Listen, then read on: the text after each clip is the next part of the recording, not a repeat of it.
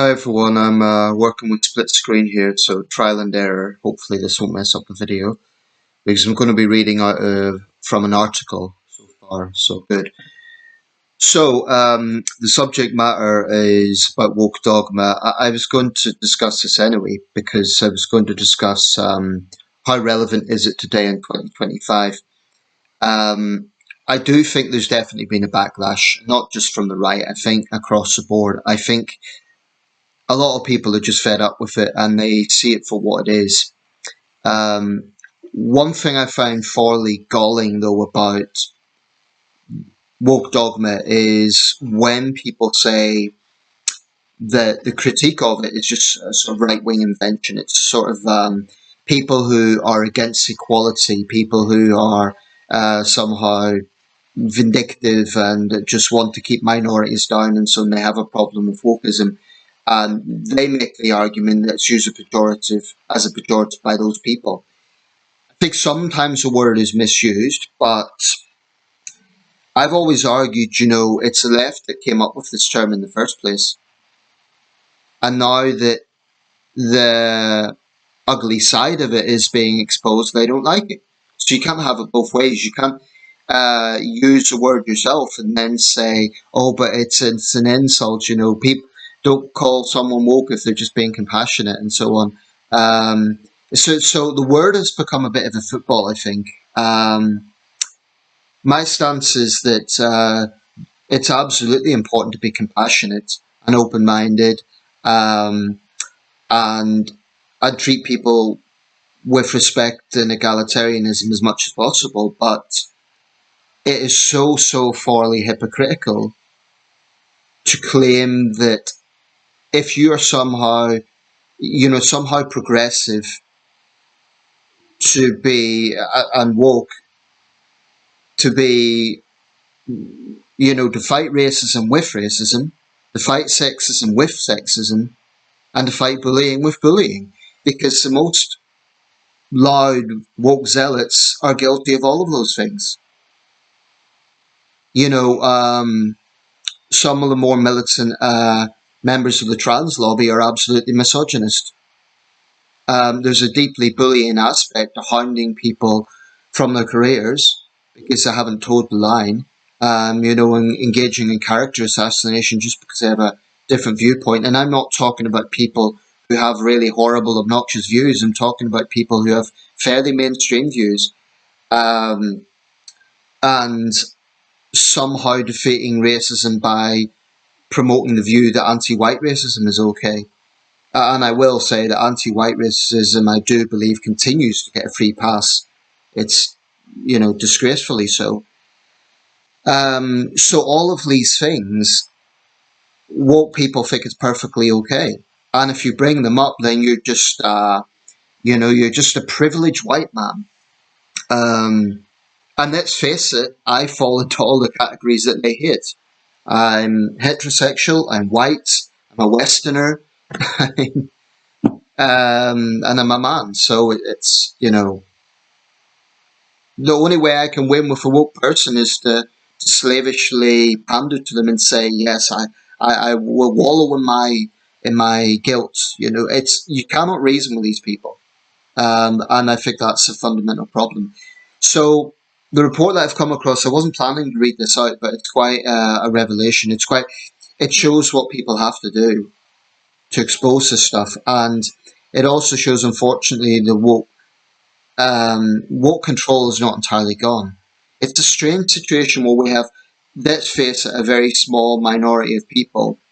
And I'm not talking here in terms of ethnicity or sexuality or anything like that. I'm talking here in terms of ideology. You have a small minority of people who actually have massively overdue influence, in my opinion. So anyway, this is a report. I give huge credit to the guy. I think he's done a service by exposing this, but it's unfortunate he had to go down this path. Straight white author's career finally takes off after he tells woke publishers he's a genderqueer Nigerian. The reports by Sonia Gugliara for Daily Mail. A poet said his career skyrocketed within the liberal literary scene by taking on minority personas to promote his work to publishers. Aaron Barry, 29, of Vancouver, Canada, of course, is drenched in this stuff, experienced the most success when he posed as writers with identities far from his own. I still have the video there. I do. Far from his own. Excuse me, I'm still doing the screen thing. Let's see here. Is it still running? Hopefully it is. When he posed as writers with identities far from his own, even if the poems were blatantly trash. His reasoning behind the scheme is simple: to prove the poetry world is more concerned with writers' identities than the quality of their work. My thinking was, if the industry, from small magazines to full-on publishing imprints, could get away with showing a clear preference towards certain groups, and in that same vein a clear bias against other groups, Barry began to dailymail.com, then there was nothing to say that such powers couldn't be abused in the future, whether it be to adhere to shifting trends or politics, or to discriminate against additional demographics. Such treatment would leave writers in a state of peril and anxiety, forever having to look over their shoulders whilst navigating their careers. From 2023 to 2024, Barry had managed to fill 30 respected literary journals around the globe and got about 50 of his nonsensical poems published. He published dozens of pieces as Adele Nwankwo. I'm not making that up, that's the pen name he used. That is Nwankwo, a gender-fluid member of the Nigerian diaspora, including one titled "After Coming Out, a Wrestling Promo." Scrolling down. The cis boy thought they could gang up on me and put an end to my championship pursuit. The poem, published in 2023, reads, "Ha, I've got Toni Morrison books that hit harder than those bozos. Oh, and this would set the crowd ablaze, cause them to whisk and rattle homemade signs. The Nigerian nightmare, Nwankwo 1116, step on my balls, Queen Adele." The first poem to ever get picked on was Ya Ja Ga Ha 1, Barry told the Free Press in an article published in Wednesday. He was referring to one of Nwankwo's poems that was published in the Tofu Inc. Art Press, which has a mission of amplifying the voices of the underrepresented. The poem kicks off with a Toni Morrison quote about navigating a white male world and features lines such as "voodoo, prac, tick, castor oil, drip drip." It was very obviously nonsense, just thick bag Creole. Barry explained out that as he chuckled, baffled that the poem was accepted to begin with. Another one of Barry's characters, D.H. Vane, whose pronouns are "it's complicated," was actually nominated for 2025 Best of the Net Award. The intro of the award-worthy piece, titled "Shakespeare's C star MSL star T reads to question mark or not to be question mark William Shakespeare triple question mark little C star MSL star T triple question mark." That is the question.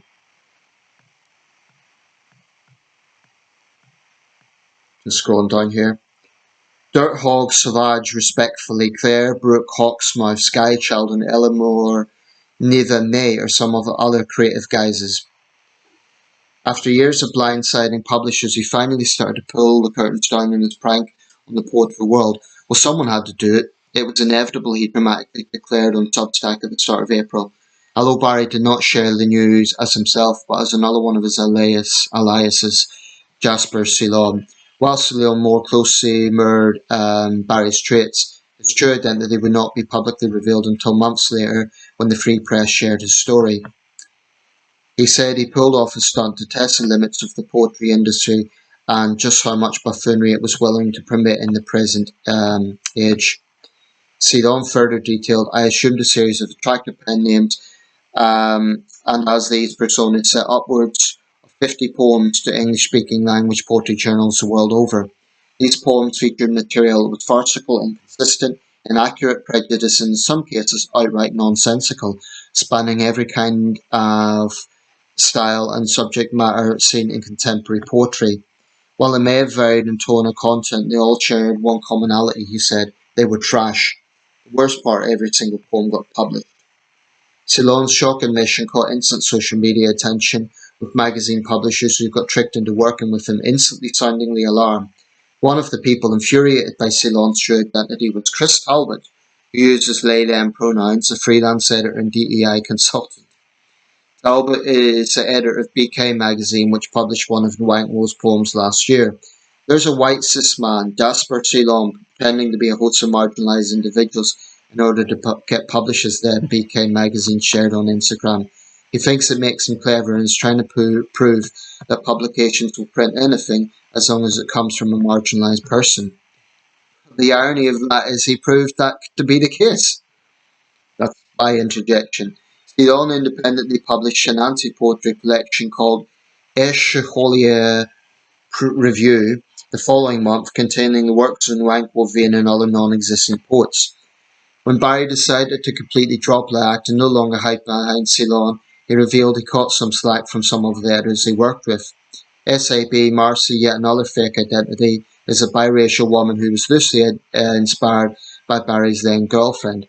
Marcy published a poem called Femoid with the assistance of editor Derek White.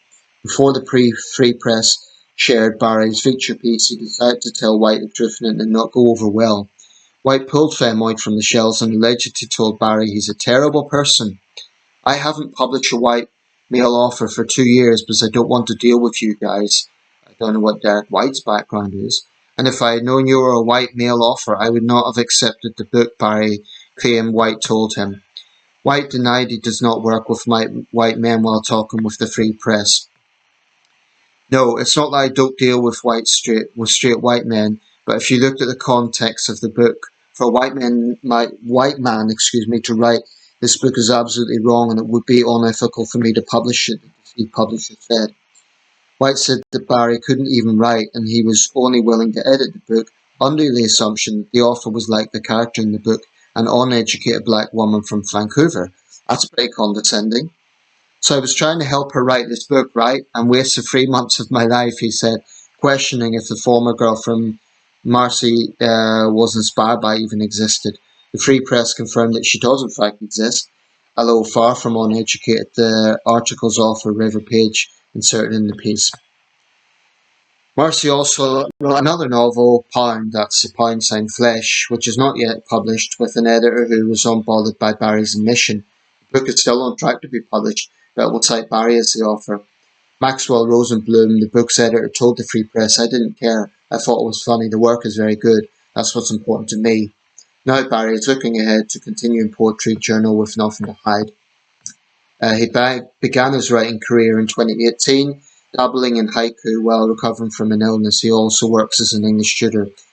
Barry had won local awards and been featured in haiku magazines before he delved into his bombshell experiment. I don't care much for being swept under the so-called culture war, that small picture stuff, he told dailymail.com.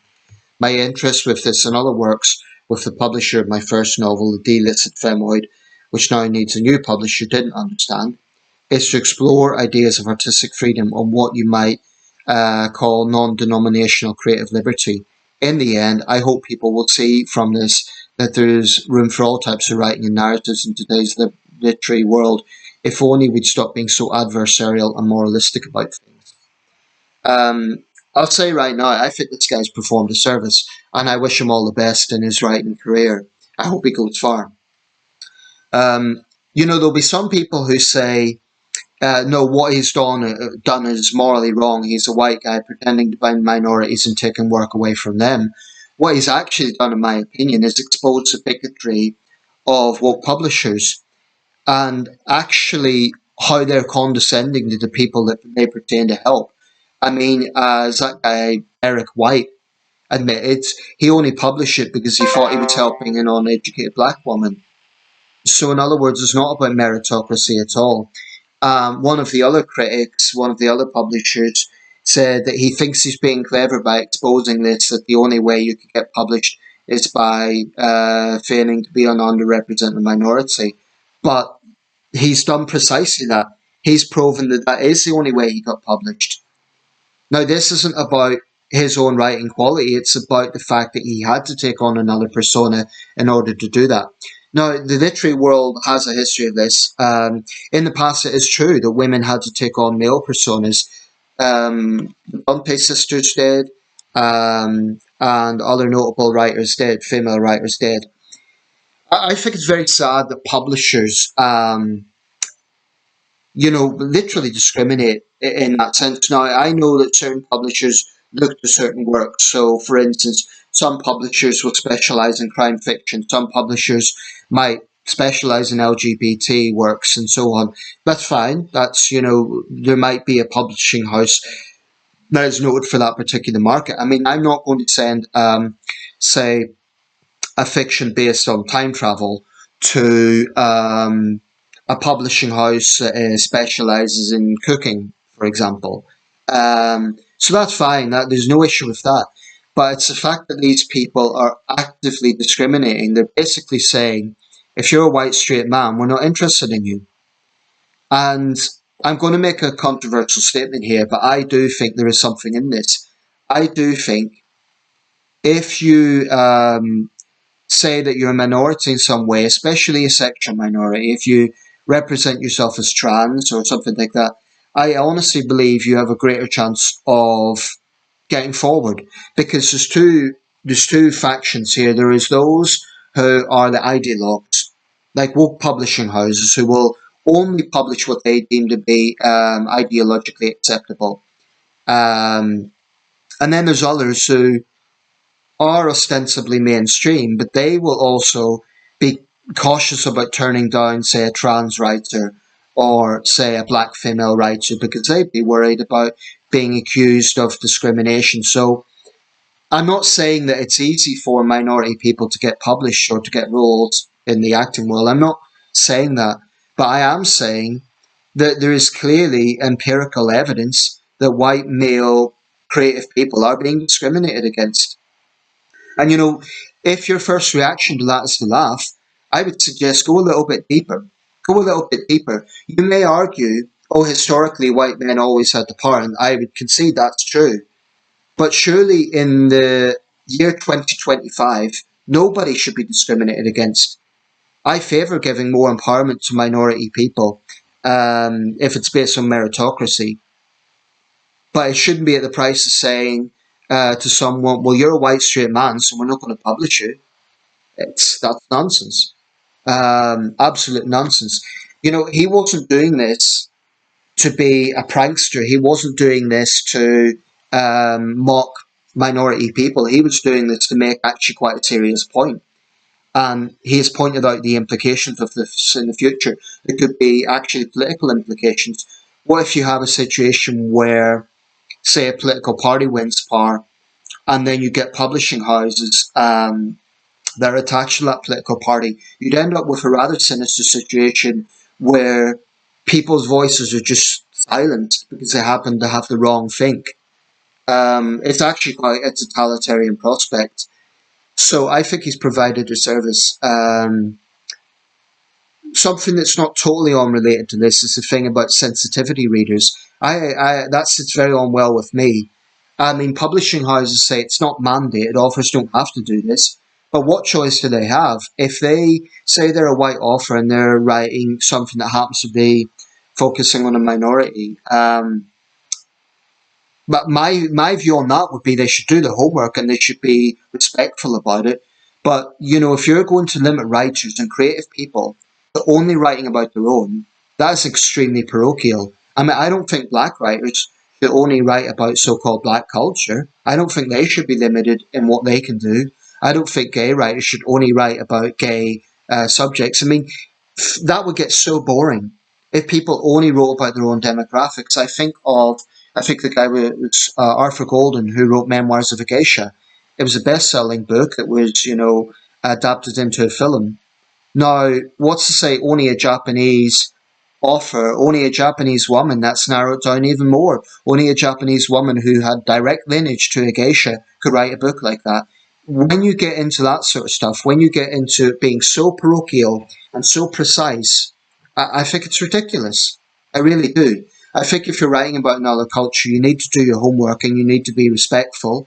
But I strongly, strongly disagree that creative people should only write about their own. I think that's nonsense. I think it is parochial. I think it's narrow. So For me, the idea of sensitivity readers is slightly Orwellian. It's something a little bit sinister about that. They can say it's not imposed and it's only intended to be helpful. No, I'm not convinced. I don't like the idea if I've written something, having someone then go over it, not the publisher, all publishers edit a little bit, but going over that and saying, well, in my opinion, um, this is culturally inappropriate, so we're going to take it out. I just find there's something a little bit sinister about that. It's censorious. Absolutely, it's censorious. So, when we talk about the woke world, it gets into a lot of realms. It gets into a lot of things. We see, for instance, how the NHS has tried to change language to talk about breastfeeding people, for instance. I saw another report saying that police are no longer welcome at pride marches because of the Supreme Court ruling. Um, Unfortunately, the culture wars continue. Now, I'm not really interested in them. I agree with this offer. Just get the guy's name again, actually. What was his name? Barry. Hopefully, he'll be more recognised now as under his real name. Excuse me, I'm just scrolling back here to get his name. And of course, I'll put a link to this as I do with all of these things.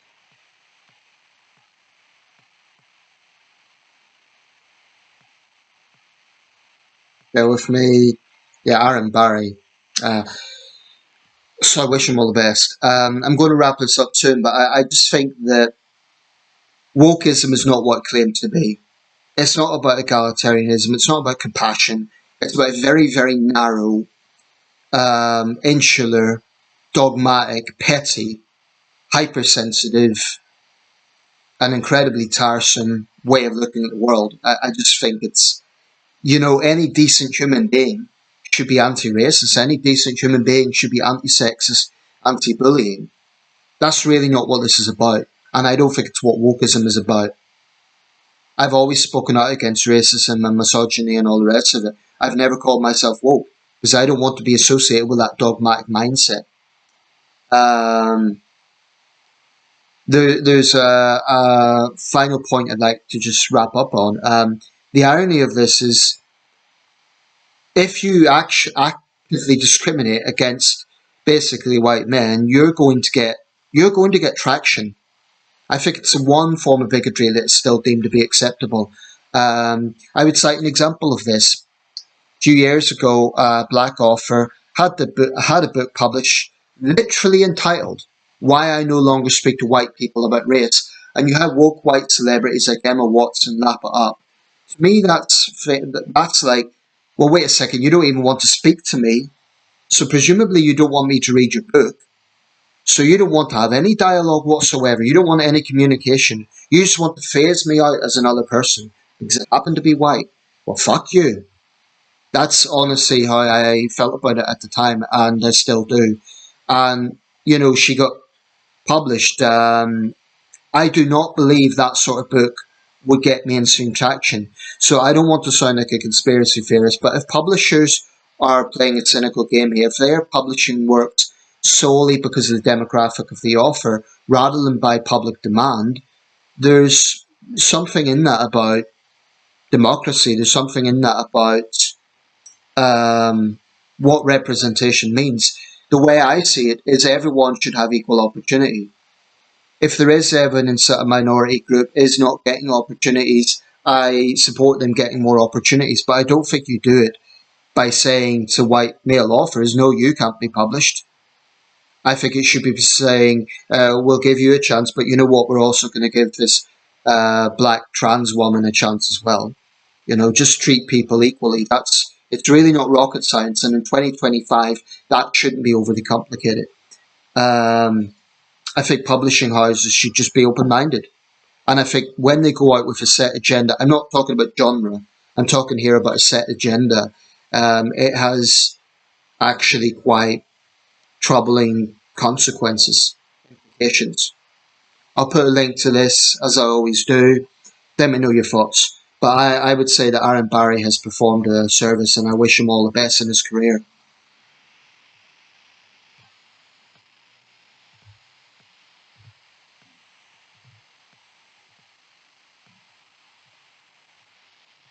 Now it's a case of trying to stop the video.